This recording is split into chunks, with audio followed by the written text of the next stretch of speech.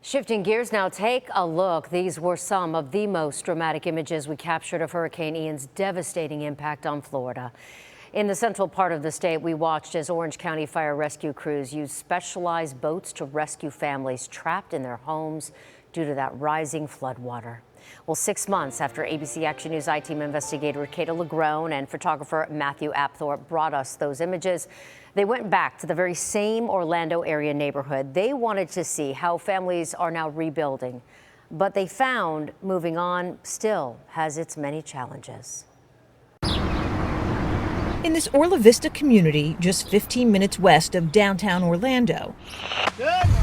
You okay? The portrait of Hurricane Ian's devastation remains unmistakably clear. The water too hot outside. Inside Gladys Forbes' home, kitchen cabinets are still missing. Mold is still growing. The water already here. The water came up to there on you? Yeah.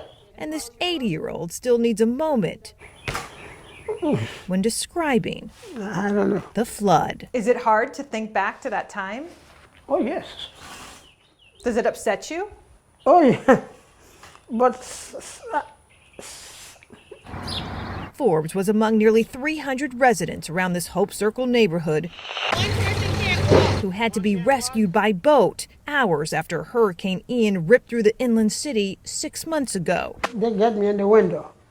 They had to rescue you in the window? Yes. Outside her home, Here it was the window they wake up to took her out. water lines have yet to wash away. The floods here were, after all, We got a car right behind you. history making for this community. Oh, wow, here. We were there Wow, oh my gosh. You gotta watch my back, Katie. to witness it all Men, women, and children. unfold. This year was very bad.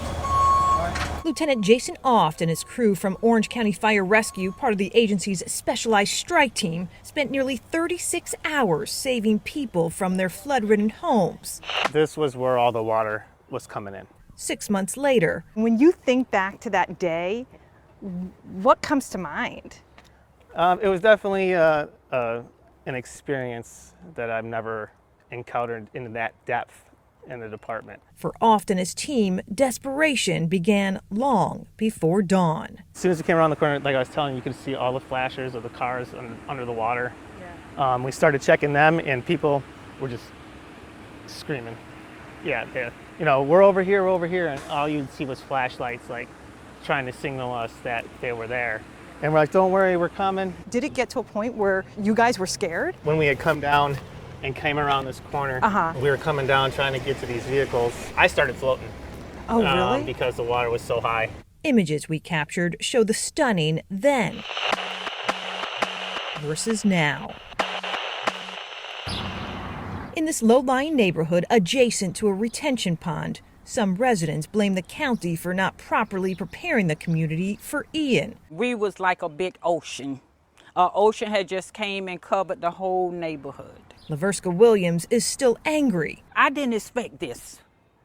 I did not expect this. I don't want to tear up. Her home still work in progress. The whole house had to be gutted out. No Everything in my house had to be totally gutted out, gone. No refrigerator, nothing, no clothes, no shoes, anything. It's just like starting over from scratch. While cleaning up and rebuilding still remains much of the picture here, 6 months after these devastating floods, you could say there's reason to have new hope here on Hope Circle. That's because the county is moving forward with a flood mitigation project. The goal, stop flooding here. Another pipe, a new pump station, and reshaping this retention pond to add another 10 feet are all part of the plan. I'm doing a little bit. It's coming. But Williams and some other residents will believe it when they see it. It should have started when Irma came through. We're just kind of hanging and hoping and everything for this year. That's all we can do. As this neighborhood continues to dry out, start over, and heal. I don't think we'll ever get over it. I don't think it's something that you will ever get over. According to county leaders here, that flood mitigation project should take about 15 months to complete, so it should be done by next summer, raising concerns among residents here about this coming hurricane season.